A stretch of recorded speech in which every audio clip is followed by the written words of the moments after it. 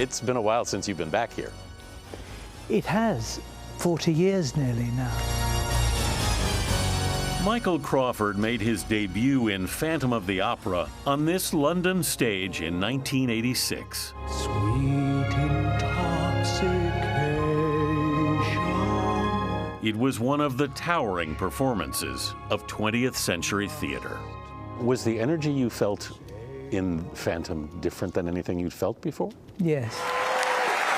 Crawford's extraordinary career was honored in Washington earlier this month. How does it feel to be a Kennedy Center Honoree? It's quite mind-blowing.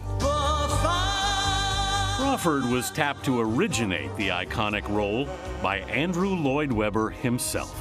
He said, I think we may have found our Phantom. Yeah, I love your Andrew Lloyd Webber. He says to me, I hear you've been doing an impersonation of me. I said, I'm sorry. I said, everybody likes it. You go down very well, Andrew. So, oh, good, good. When he played to me the overture, the hair stood up on the back of my neck. Yeah. I adored playing and creating it, building him. And listen to the music of the night. He's never loved. He's never been loved.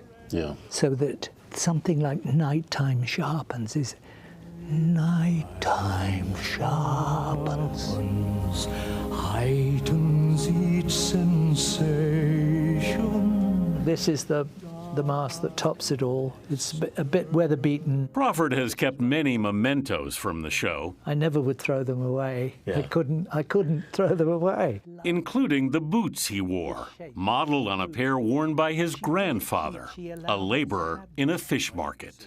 So why did you want this for Phantom?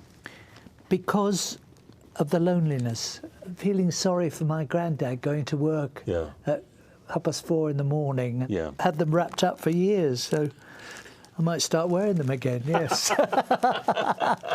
I couldn't wish for more in a character. It sounds like preparation has always been a huge part of what you do. Yes. I learned that from Mr. Gene Kelly. I thought you were going to say that. All who are well-bred agree. Kelly directed Crawford in the 1969 film Hello, Dolly. He taught me discipline. Yeah. He taught me to be brave. How did he teach you bravery? In Hello, Dolly, I play Cornelius. We're going to New York! And there's this line where he's going, out there, there's a world outside of Yonkers. And he said, out there.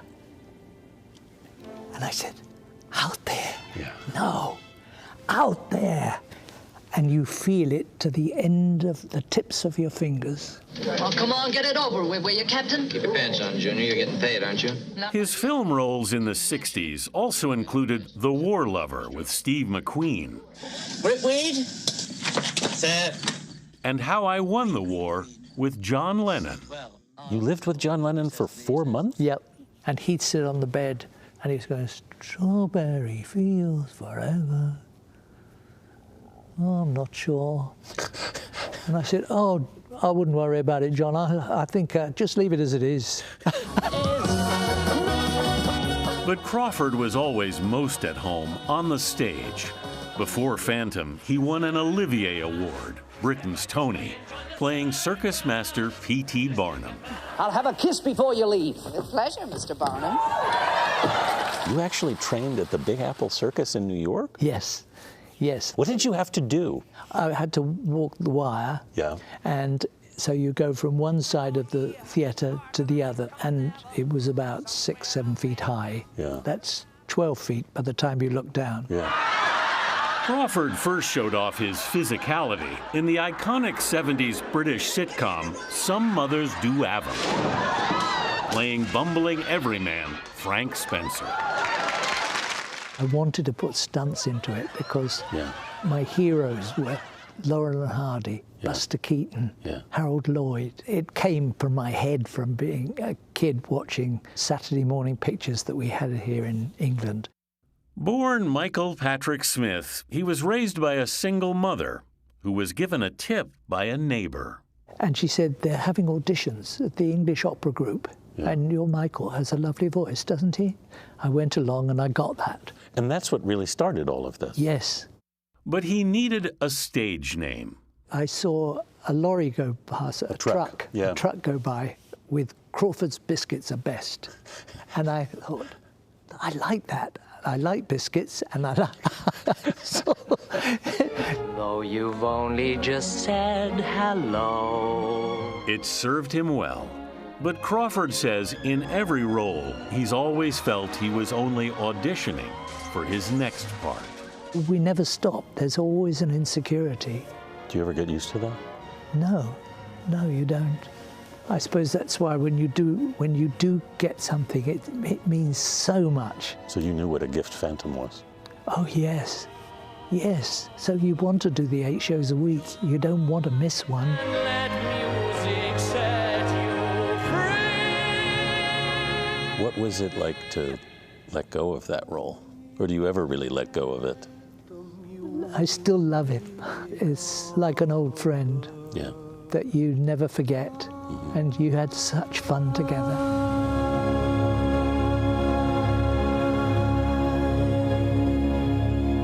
Yeah, and Phantom is still running at His Majesty's Theatre in London after all these years later after he started it. You know, he played more than 1,300 performances as the Phantom. I saw him in Phantom when he was here, but when he said something about it, you feel it down to the tips of your fingertips. Yeah. What a career. I had no idea his career was that. Yeah. He's amazing.